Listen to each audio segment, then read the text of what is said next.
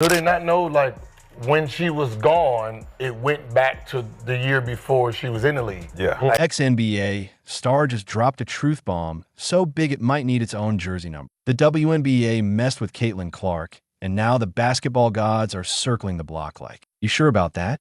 This isn't just a mistake, it's the kind of blunder that ends up in documentaries with dramatic music. Buckle up, because someone lit the fuse, and we're about to. Watch the league scramble like it forgot the playbook. Let the chaos begin. At this point, Caitlin Clark starting her own league might be the smartest business decision in women's sports since Serena Williams picked up a racket. Let's be real, she's practically operating as a one-woman economy anyway. Ticket sales boosted, TV ratings skyrocketing, merchandise flying off the shelves like hotcakes at a free brunch buffet. And how does the WNBA respond?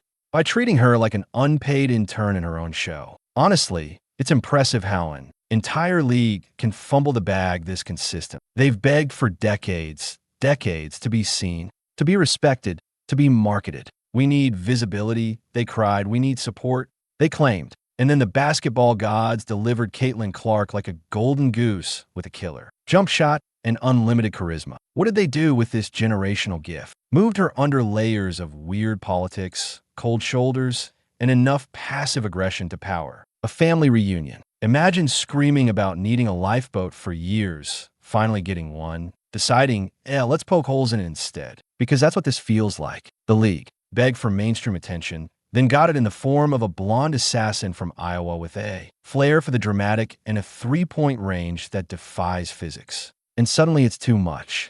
Attention, or not the right kind. Make it make sense. It's giving middle school lunch table energy. She's the new kid with the designer backpack. Everyone's salty. Their beat-up Jansports aren't cutting it anymore. They're guarding her like she owes them money, hacking her like it's a team-building exercise, and then pretending not to see when she's clearly getting leveled on the court. And when she has the audacity to keep smiling, signing autographs, and boosting viewership, that just makes it worse. The wildest part? Caitlin could literally break off and start her own league and still pull in more fans than half the current teams combined. Just call it Clarkland, and boom, instant subscribers, sponsorship deals, Disney Plus docu series, and an entire line of collectible action figures. She'd have 12 teams lined up before the WNBA could finish another press release about growing the game. And let's talk about the league's brand strategy, or rather lack of one. Because right now, it's like watching someone try to assemble IKEA furniture without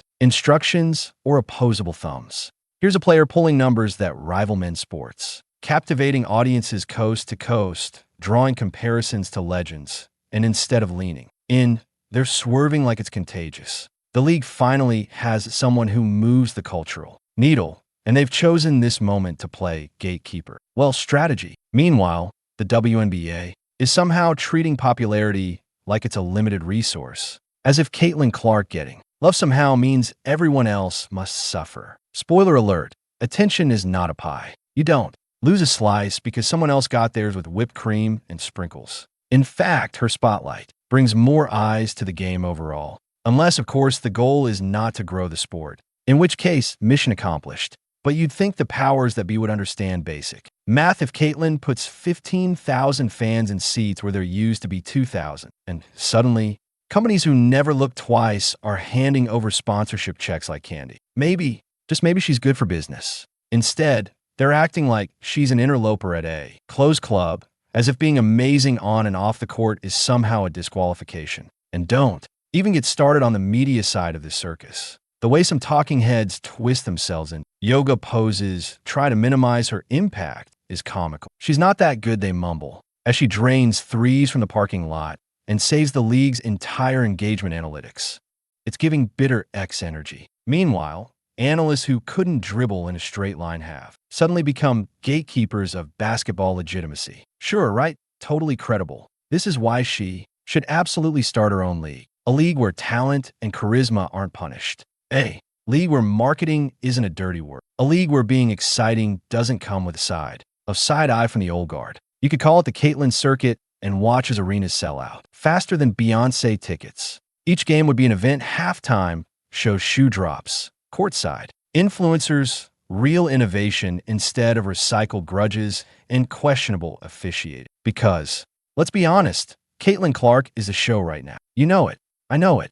Even the people pretending not to notice are watching through the blinds. She's not just a basketball player. She's a phenomenon. And somehow the current league structure has decided to respond by duct taping her brilliance with bureaucracy and pettiness. It's like giving someone a Bugatti and insisting they drive it through a school zone blindfolded. And sure, she's not perfect. No one is. But when did being excellent become a liability? Since when did elevating the product make you a target?